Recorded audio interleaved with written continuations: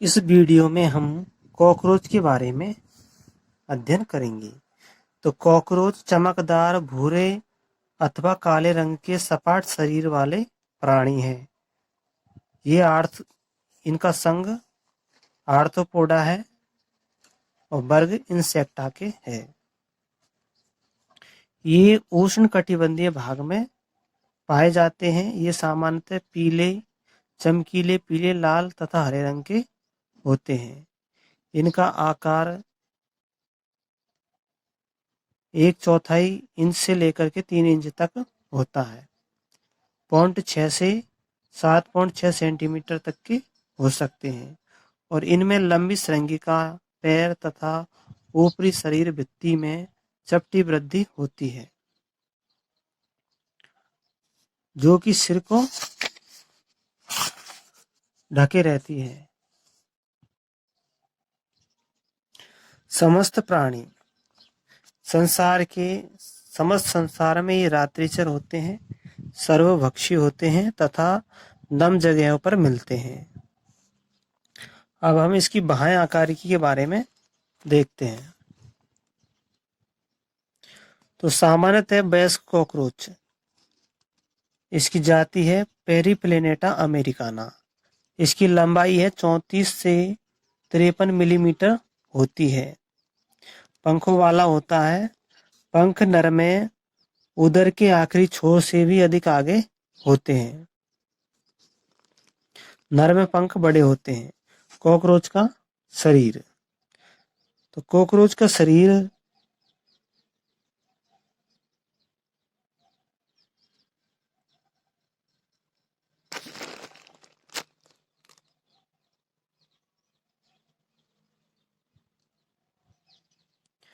Cockroach का शरीर cockroach का शरीर मुख्य रूप से खंडों में बटा रहता है। इसके 3 मुख्य भाग होते हैं। सिर, वक्ष और उदर में बटा रहता है। इसके शरीर पर मजबूत काइटिन युक्त कंकाल पाया जाता है जो भूरे रंग का होता है। इसका आवरण होता है। काइटिन का कंकाल पाया जाता है प्रत्येक खंड में। बाह्य कंकाल में प्रत्येक खंड में बाहरी तरफ मजबूत पट्टिकाएं होती है जिन्हें कटक या स्क्लेरिटीज कहते हैं। पृष्ठ वाली पृष्ठांश यानी जो पृष्ठ की तरफ पाई जाती है पट्टियां, उनको पृष्ठक अंश कहते हैं और अधर में पाई जाने वाली पट्टियों को अधरक अंश कहते हैं। ये खंड आपस में एक पतली, महीन व लचीली झिल्ली से जुड़े होते हैं जिसे संधिकारी झिल्ली या संधि झिल्ली कहते हैं। तो संधि झिल्ली के द्वारा ये खंड एक दूसरे से जुड़े रहते हैं। अब हम कॉकरोच के सिर की बात करते हैं। तो कॉकरोच का सिर, तो शरीर के अग्रभाग में स्थित सिर त्रिकोणीय होता है। शरीर के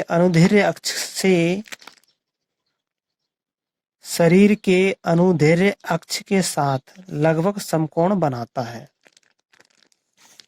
यह 6 खंडों से मिलकर बनता है, यानी सिर में 6 खंड पाए जाते हैं। तो सिर 6 खंडों से मिलकर बनता है तथा अपनी लचीली गर्दन के कारण सभी दिशाओं में घूम सकता है। सिर संपुटिका पर एक जोड़ी संयुक्त नेत्र होते हैं, यानी सिर पर संपुटिका यानी कि सिर कैप्सूल पर एक जोड़ी संयुक्त नेत्र होते हैं। आंखों के आगे झिल्ली युक्त सॉकेट से धागे जैसी एक जोड़ी श्रृंगिकाएं निकलती है। श्रृंगिकाओं में संवेदी ग्राही उपस्थित होते हैं, यानी संवेदनाओं को ग्रहण करने के लिए श्रृंगिकाओं में उपकरण पाए जाते हैं। संवेदी ग्राही उपस्थित होते हैं जो वातावरणीय दशाओं को मापने का काम करते हैं। सिर के आगे वाले छोर पर उपांग लगे रहते हैं। ये जो सिर का अगला छोर होता है उस पर उपांग होते हैं जिनसे काटने, चबाने,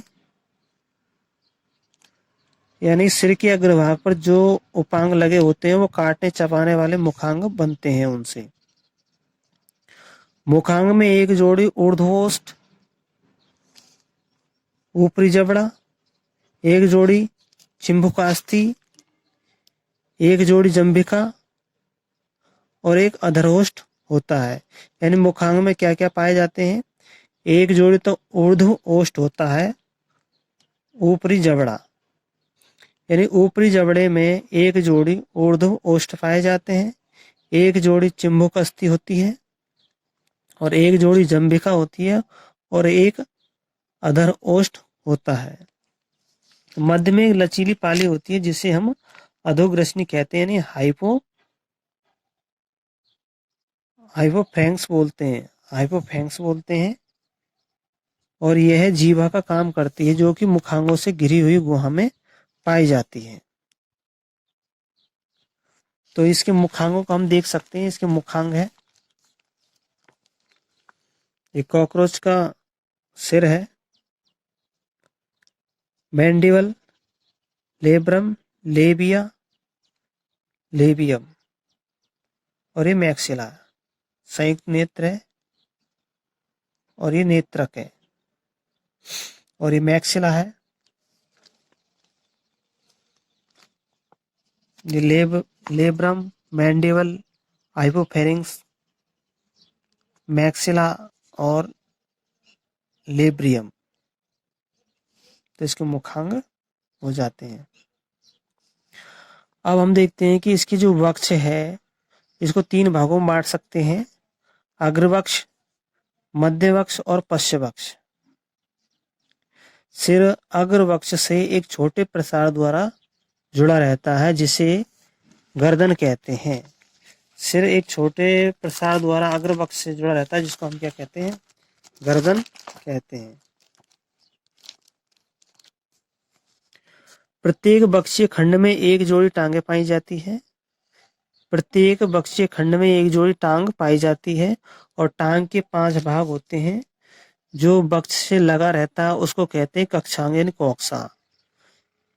कोक्सा से जो भाग लगा रहता है उसको शिखरक यानी कि प्रोचेंटर बोलते हैं, शिखरक।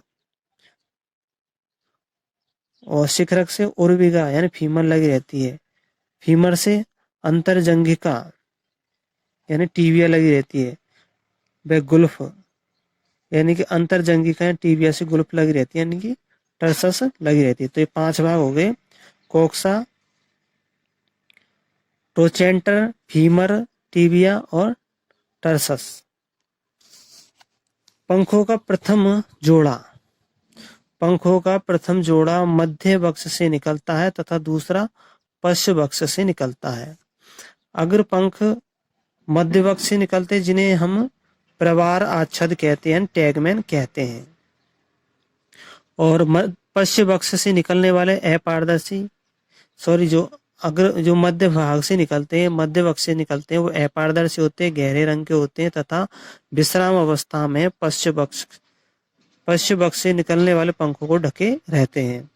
पश्चिम पंख पारदर्शी झिल्लीनुमा होते हैं तथा उड़ने में मदद करते हैं। अब हम देखते हैं नर व मादा दोनों में उदर 10 खंडीय होता है। 7वां अधरक यानी 7वें खंड पे जो अधरक अंश होता है जिसको हमने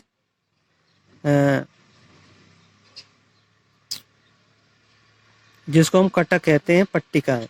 तो 7वें खंड पे जो अधरक अंश है वो नौकाकार होता है तथा 8वें व 9वें अधरक के साथ मिलकर एक जनन कोष्ठ बनाता है।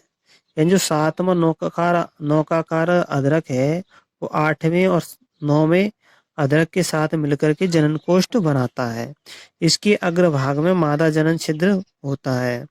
इस पर मैथिकल छिद्र भी होता है, वह पार्श्विक ग्रंथियां होती है। नर में केवल 8वां पृष्ठक ही 7वें खंड द्वारा ढका रहता है। ये नर में केवल 8वां पृष्ठक ही 7वें खंड से ढका रहता है, जबकि मादा में 8वां 9वां ढका रहता है 7वें खंड से।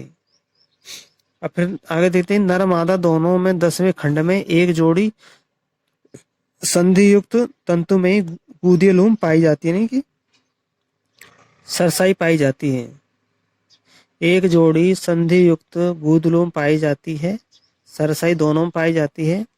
और गुदलुमों के नीचे की ओर नर के 9वें खंड में एक जोड़ी छोटे धागे के समान गुदसूक पाए जाते हैं, यानी कि एनल स्टाइलिस पाए जाते हैं, और मादा में एनल स्टाइलिस नहीं होते।